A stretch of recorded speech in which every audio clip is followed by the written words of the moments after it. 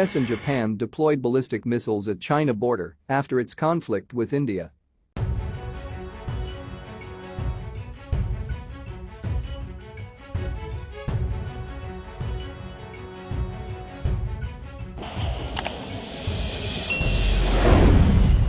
As the world is still battling the coronavirus crisis, COVID's origin China, which is accused of not being truthful about various facets of the pandemic's outbreak on its shores, but nonetheless appears to have overcome the crisis for the time being, is also now accused of trying to expand its territory, in accordance with the well-documented expansionist mindset of the Chinese Communist Party.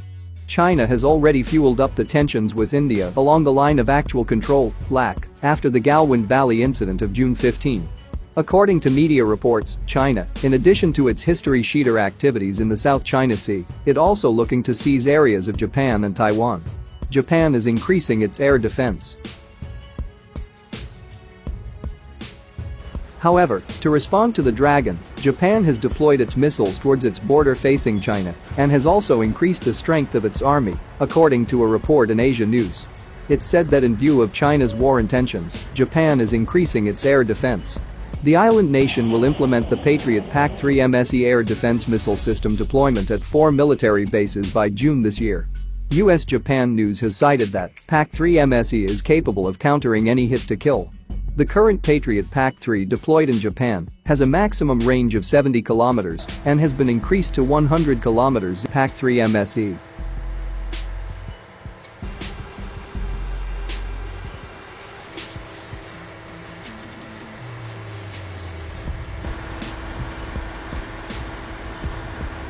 Lockheed Martin signed a $944 million contract to deliver Patriot Advanced Capability 3 and PAC-3 missile segment enhancement missiles to the US and allied countries.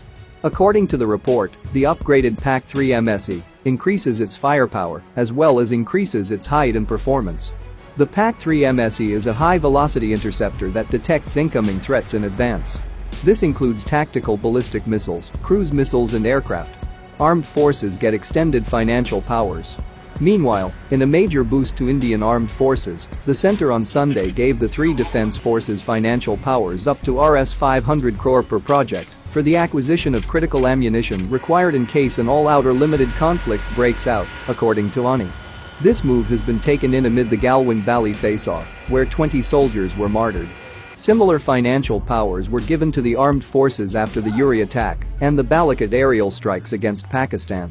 The vice chiefs of the three services have been given the financial powers up to Rs 500 crore per project to acquire the required weapon systems under fast-track procedures needed to fill whatever shortcomings or requirement is felt, a senior government official told ANI.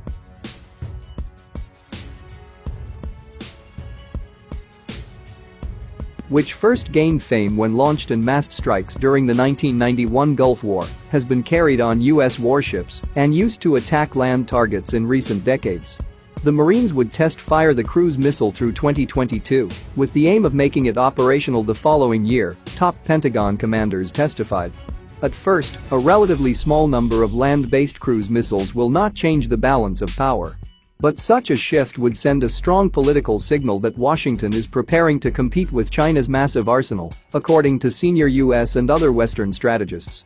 Longer term, bigger numbers of these weapons combined with similar Japanese and Taiwanese missiles would pose a serious threat to Chinese forces, they say. The biggest immediate threat to the PLA comes from new long-range anti-ship missiles now entering service with US Navy and Air Force strike aircraft. The Americans are coming back strongly, said Ross Babbage, a former senior Australian government defense official and now a non-resident fellow at the Washington-based Center for Strategic and Budgetary Assessments, a security research group. By 2024 or 2025 there is a serious risk for the PLA that their military developments will be obsolete.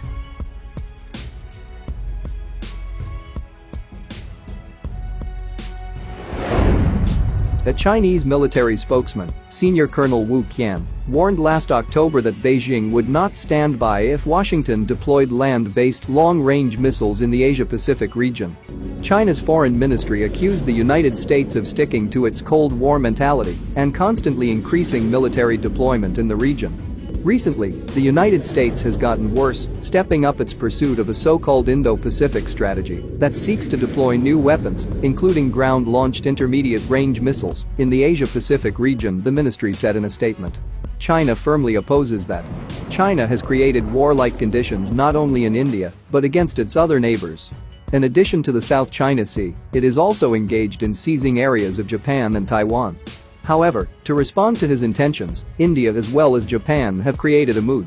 In addition to deploying its missile towards the border with China, Japan has also increased the number of army. In view of China's war intentions, Japan is increasing its air defense. It will implement the Patriot PAC-3 MSE air defense missile system deployment at 4 military bases by June this year.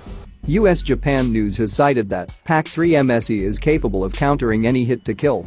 The current Patriot PAC-3 deployed in Japan has a maximum range of 70 kilometers and has been increased to 100 kilometers in the new version of the PAC-3 MSE. In December 2017, Lockheed Martin signed a $944 million contract to deliver Patriot Advanced Capability 3 and PAC-3 missile segment enhancement missiles to the US and allied countries. The upgraded PAC-3 MSE increases its firepower as well as increases its height and performance. The PAC-3 MSE is a high-velocity interceptor that detects incoming threats in advance. This includes tactical ballistic missiles, cruise missiles and aircraft. The missile uses hit-to-kill technology, which detects threats through kinetic energy.